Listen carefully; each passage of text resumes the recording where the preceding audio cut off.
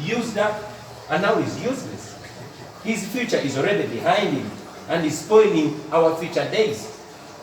He has completely corrupted the country, and he has lost his legitimacy.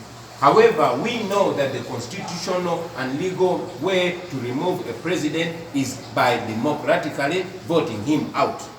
We know that we have that ability. We know that in the past, President Museveni has blatantly rigged elections. We know that Dr. Besigye has beaten him at least twice, but he has rigged the election. But again, we also know that we have not in the past united enough like we must unite. And yes, we know that we have not prepared our people enough like we have been preparing them. And that is why we have been openly calling upon all Ugandans to register as voters, because we want to overwhelm President Museveni and his cabal. Because he knows what we're talking about is possible.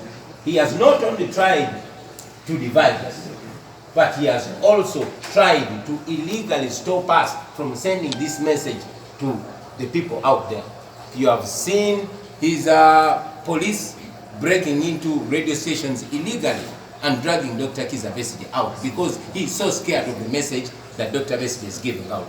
You have seen him disrupt the events organized by the Democratic Party, especially where I'm invited, because he's so scared of that message. And indeed he's scared of the music that I sing, because he knows that music reaches out to so many people, especially the young people.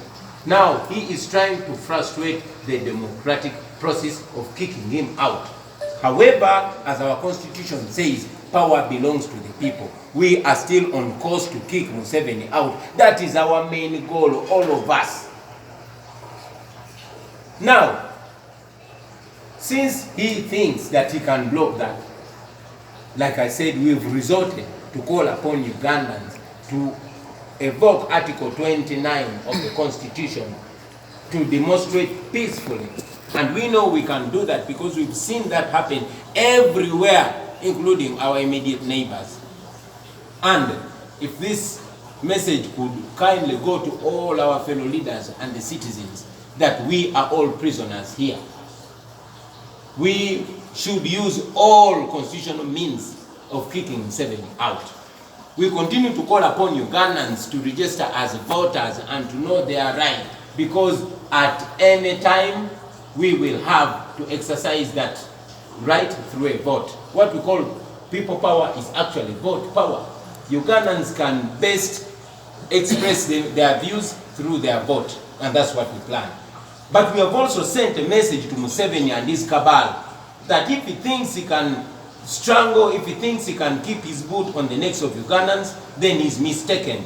If he tries to continue with his impunity, he might be out before 2021. So right now, like our forefathers say, since the shooters have learned to shoot without missing, we've learned to fly without touching.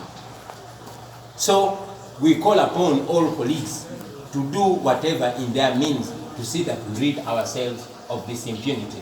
We are going to continue to call for protests against the injustice, against the police brutality, against